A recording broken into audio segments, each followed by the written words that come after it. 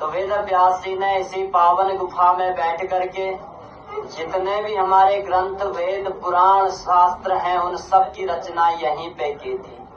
लेकिन महाभारत को लिखने के लिए वेद व्यास जी के पास समय की कमी थी। द्वापर का अंतिम समय था और कलयुग आने वाला था, इसीलिए इन्होंने गणेश जी को बुलाया था। तो गणेश जी की शर्त थी श्रुति तत्प्राह विघ्नेषु यदि में लेखनी क्षणम, कि मेरी लेखनी जो है क्षण भर के लिए रुकनी नहीं चाहिए, क्योंकि दोनों हाथों से वो लिखा करते थे। तो वेद व्यास जी ने कहा मेरी भी शर्त रहेगी। और ये है दोस्तों गणेश गुफा, परिक्रमा मार्ग है यहाँ से। ये परिक्रमा का मार्ग है। क्या मैं घुस पाऊंगा यहाँ से? नहीं है। तो आप ये देख सकते हैं कैसे पानी की बूंदों से सब लोग गीले हो चुके हैं। ये देखिए आप, ये सरस्वती नदी है और ये यहाँ से जाके पाताल लोक में चली जाती है। तो ये है वसुधारा, यहाँ चल रही है बर्फीली हवाएं।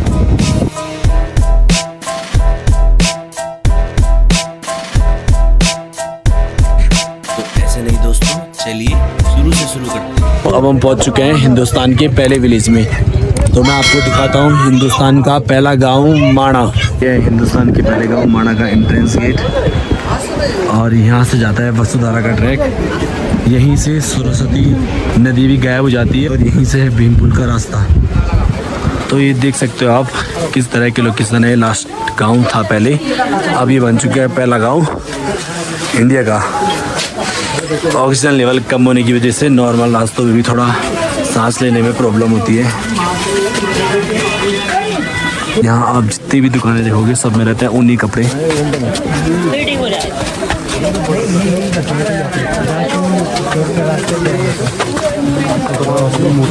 ये देखो आप, पूरे माणा विलेज में हर जगह होटल, नए नए घर बन रहे हैं और खाने के लिए चीज़ें ही चीज़ें हैं सब जगह। ऊनी कपड़ों की तो हर 2 कदम बाद एक दुकान मिल रही है। ये है रास्ता गणेश मंदिर जाने का। सबसे पहले जाएंगे हम गणेश मंदिर, उसके बाद जाएंगे हम व्यास गुफा।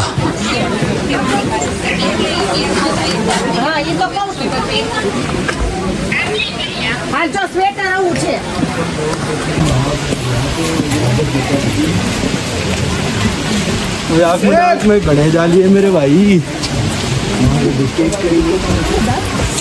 हम पहुंच चुके हैं गणेश गुफा और यहाँ से गणेश गुफा का रास्ता जस्ट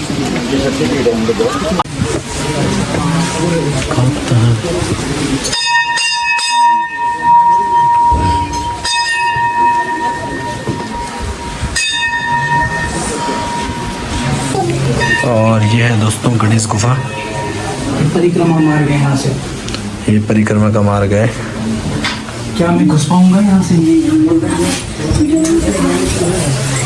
ओ ये है रास्ता पतला सा।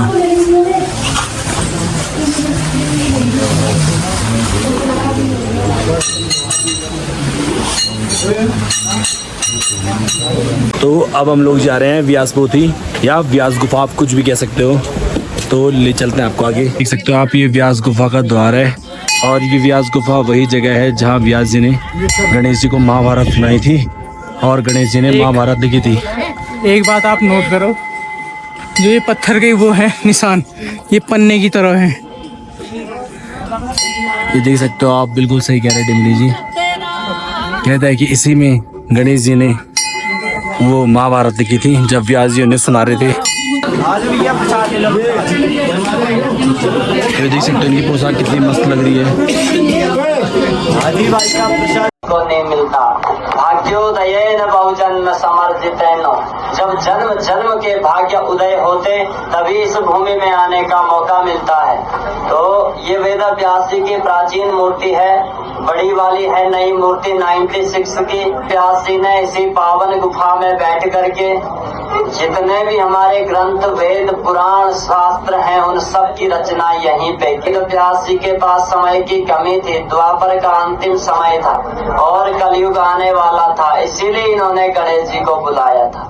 तो गणेश जी की शर्त थी श्रुति तत्प्राह विघ्नेषु यदि में लेखनी क्षणम, कि मेरी लेखनी जो है क्षण भर के लिए रुकनी नहीं चाहिए, क्योंकि दोनों हाथों से वो लिखा करते थे। तो वेद व्यास जी ने कहा मेरी भी शर्त रहेगी सिद्धि बुद्धि के दाता, मैं भी जिस श्लोक को कहूंगा सोच समझ करके लिखना। तो यहाँ से व्यास जी महाभारत बोले, नीचे गणेश गुफा में गणेश जी लिखे। महाभारत के बाद भी संतुष्टि नहीं हुई तो नर नारायण भगवान को प्रणाम करके माँ सरस्वती की वंदना की, तब इन्होंने भागवत महापुराण की रचना की। और भागवत महापुराण की तो व्यास गुफा हमने देख दी है, जहाँ व्यास जी ने गणेश जी को कथा सुनाई थी और गणेश जी ने महाभारत लिखी थी। अब इसके बाद अब हम जाएंगे भीमपुल में। देख सकते हो आप, ये कितना सुंदर व्यू है यहाँ से भीमपुल के लिए। साफ पानी, बिल्कुल साफ क्लीन वाटर है, दूधिया पानी नहीं, आसमानी पानी है, दूधिया भी नहीं। ये देखिए आप, ये सरस्वती नदी है और ये यहाँ से जाके पाताल लोक में चली जाती है। तो कहते हैं कि जब गणेश जी वो लिख रहे थे महाभारत तो उनको बहुत डिस्टर्ब कर रही थी ये नदी, इसलिए गणेश जी ने सरस्वती नदी को श्राप दिया था कि तुम पाताल लोक में मिल जाओगे, ताकि वो उन्हें डिस्टर्ब ना कर पाए। इसलिए ये नदी यहाँ से आती है और यहाँ से पाताल लोक में चली जाती है। इसके बाद नदी के कोई साक्ष्य प्राप्त नहीं होते हैं। ये शिला देख रहे हो आप, ये है भीम शिला। तो आपने देखा होगा जब महाभारत के बाद जब सारे पांडव मोक्ष की प्राप्ति के लिए स्वर्ग जा रहे थे, स्वर्ग इसलिए जा रहे थे कि जो उन्होंने हत्याएं की अपने गुरु की, अपने भाई की, तो उसका पाप ना लगे, इसलिए वो मोक्ष की प्राप्ति के लिए जब स्वर्ग जा रहे थे तो द्रौपदी इस रास्ते को क्रॉस नहीं कर पा रही थी। तो भीम ने उस समय पे इस शिला को यहाँ पे रख दिया था, तब से ये शिला के ऊपर पुल बनाया गया और ये शिला भीम शिला के नाम से प्रसिद्ध है। और ये जो पुल है इसे भीम पुल कहते हैं। तो अभी स्वर्गारोहणी जाने का रास्ता है, यहाँ से पांडव स्वर्ग की ओर गए थे और ये 5 पांडवों की प्रतिमा बनाई गई है और दिखाया गया है किस तरह स्वर्ग की ओर जाते हुए। ये है सबसे छोटे भाई सहदेव जी और ये है महारानी द्रौपदी की प्रतिमा। तो कहाँ गया? नीचे वहाँ पे। कहाँ से गया? उसके बाद सबसे नीचे गया। आप देख सकते हो ये है कुछ नकुल, महाराज नकुल की प्रतिमा। उसके बाद आप जानते ही होंगे ने धनुर्धर अर्जुन नाम से। और यह भीम की जो प्रतिमा है वो थोड़ा ब्रॉड बनाई गई है, हेल्थी और मस्कुलर। और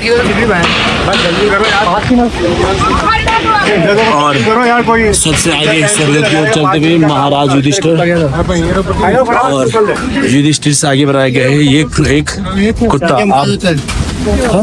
तो आपने देखा होगा युधिष्ठिर से आगे एक प्रतिमा थी कुत्ते की, क्योंकि उन्होंने कहा था कि हमारे साथ वही इंसान स्वर्ग की ओर चल सकता है जिसका मन सबसे साफ हो। तो सिर्फ एक कुत्ता था जिसका मन साफ था और कोई इंसान उनके साथ नहीं चल रहा है स्वर्ग की ओर। आपको गणेश गुफा, व्यास गुफा, भीम पुल और सरस्वती नदी और अब स्वर्गारोहणी का रास्ता भी दिखा दिया है। और अब हम जा रहे हैं वसुधारा ट्रैक पे। तो यहाँ से होने वाला है हमारा वसुधारा ट्रैक स्टार्ट।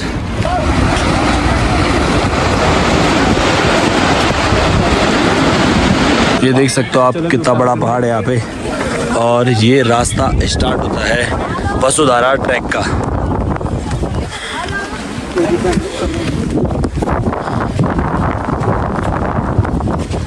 तो देख सकते हो ये वसुधारा का रास्ता है, सीधा आगे दिख रहा है। और हमारे अपोजिट पे जो पहाड़ी दिख रही है, इसमें भी आपको जो रास्ता दिख रहा होगा वो हमारा स्वर्गारोहणी जाने का रास्ता है। यहीं से पांडव स्वर्ग की ओर गए थे और हम जा रहे हैं वसुधारा। वसुधारा में एक झरना है, कहते हैं कि जो जिस इंसान के ऊपर उसकी पानी की बूंदें गिरती है उसका मन साफ होता है। मुझे लगता है मैं पूरा का पूरा गीला होने वाला हूँ उसके नीचे। स्टार्टिंग में रास्ता बिल्कुल प्लेन है, नॉर्मल है, बस दिक्कत आती है यहाँ पे सांस की दिक्कत है, ऑक्सीजन लेवल की दिक्कत है। सांस बिल्कुल गले में रखती है ठंडी होने के कारण, और ज़्यादा ऑक्सीजन लेने के चक्कर में यहाँ लग जाती है थकान। और हमारे साथ आ रहा है राजा, आयुष, विशाल और पीछे अनुज, और उसके पीछे डिमरी जी भी दिख रहे होंगे आप लोगों को। डिमरी कोटा से हम यहाँ आ चुके हैं। तो अब धीरे धीरे चढ़ाई शुरू होती जा रही है रास्ते में। और मैं आपको दिखाता हूँ, मैं जिस साइड भी कैमरा घुमा रहा हूँ उस साइड एक अच्छा व्यू जरूर है। ये देखो चारों तरफ जिधर भी कैमरा का एंगल है सारी तरफ अच्छे अच्छे व्यू हैं। आगे जाना ही है।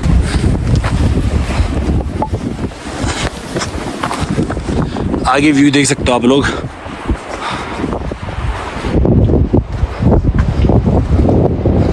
बड़ी बड़ी पहाड़ियाँ और प्रकृति के सामने बोलने नजर आते हुए इंसान। रास्ता देख सकते हो आप, स्टार्टिंग में कैसा प्लेन था और अब थोड़ा पथरीला होते हुए। तो अब शुरू हो गई है यहाँ से चढ़ाई और रास्ता भी हो चुका है बहुत ज़्यादा पथरीला। मैंने फॉलो कर दिया। और हमें जाना है आगे, जहाँ आपको आगे वो बादल दिख रहे होंगे। तो धीरे धीरे आप लोग देखो ट्रैक हैवी होते जा रहे हैं। ये वो चढ़ाई है जिससे होते वहाँ भी ऊपर आए हैं और आगे इस चढ़ाई पे हमको जा रहे हैं।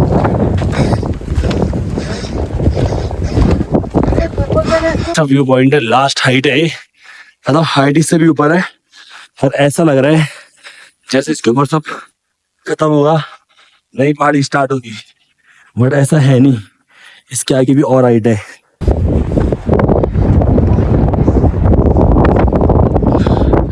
यहाँ से देख सकता बर्फ का पहाड़, यहाँ चल रही है बर्फीली हवाएं।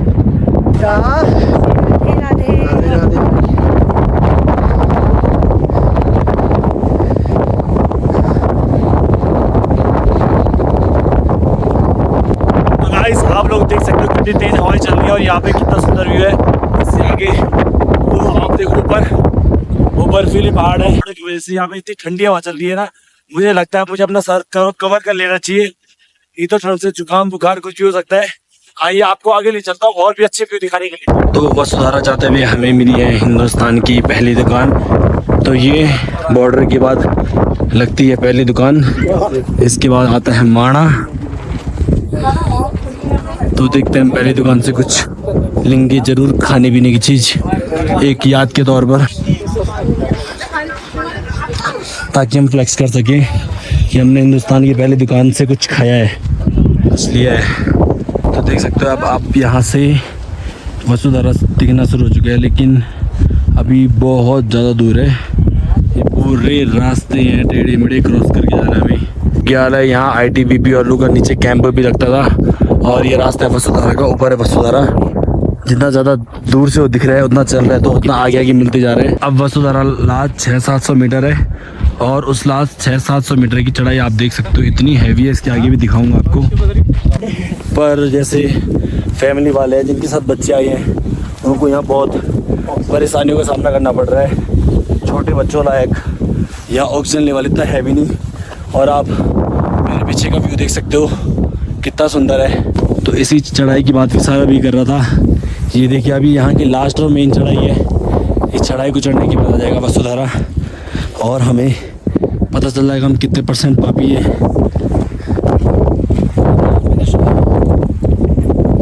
वसुधारा वाला झरना देखना शुरू हो गया है इतनी चढ़ाई के बाद।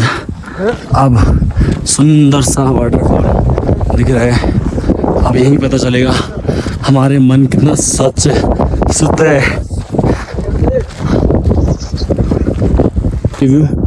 जब मैं पहले यहाँ आया था तो उस समय पानी बहुत ज़्यादा था और ऊपर पूरी बर्फ़ जम रखी थी। इस समय पानी भी थोड़ा कम है और बर्फ़ तो बिल्कुल दूर दूर तक दिखाई नहीं दे रही है। ये पीछे देख रहे हो ये वसुधारा वाटरफॉल है और इसी को देखने के लिए हम 6 किलोमीटर पैदल चल के आए और इतनी खुशी मिल रही है इसे देख के। तो आओ आप लोगों को भी इसका व्यू दिखाते हैं।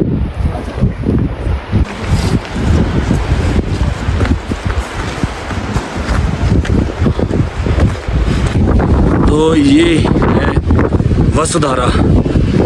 इसी झरने को देखने के लिए हम चल के आए हैं 6 किलोमीटर ऊपर। और कहा जाता है कि जिसका मन साफ होता है उस पर इसका पानी गिरता है। इसका मतलब पूरा वेट होने वाला हूँ मैं। आप जब वसुधारा के पास पहुँचे तो जल्दबाजी ना करें। ये देखिए ये ऊपर से झरना गिर रहा है और वहाँ तक पहुँचने का रास्ता ही है, तो थोड़ा ध्यान करके जाएं। देखो मैं तो आप वीडियो के लिए थोड़ा इधर उधर भी देख रहा हूँ, पर आप लोग जब भी आएँ थोड़ा ध्यान रखें इस रास्ते का।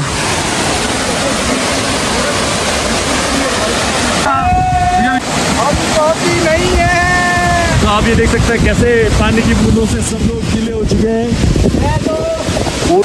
क्या तो आप ये देख सकते हो बहुत ज़्यादा पानी आ रहा है। ज़्यादा गीला मत हो गए, ज़्यादा गीला होना भी ठीक नहीं है। ये देखो आप ये पूरा पानी उड़ रहा है ऊपर, देख सकते हो आप। हम लोग पापी नहीं है। सलवार दिखा दो आपको अपना, तो आप भी बैठ हो जाओगे।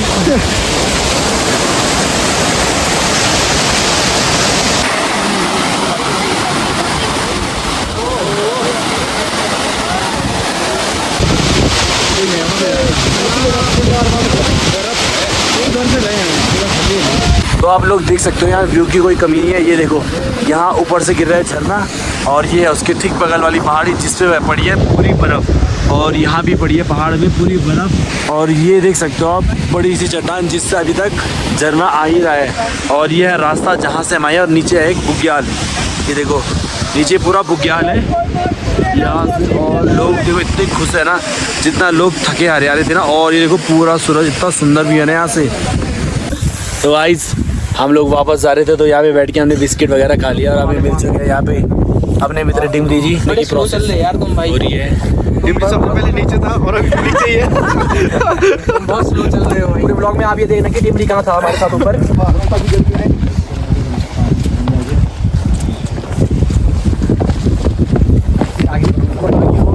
तो दोस्तों हम वापस पहुंच चुके हैं माणा विलेज में और यहाँ से हम बाइक लेके अभी जाएंगे जोशीमठ। तो करते हैं आज के ब्लॉग को यहीं समाप्त। मिलते हैं कल आपको अपने नए ब्लॉग में। तब तक के लिए टाटा बाय बाय जय श्री राम।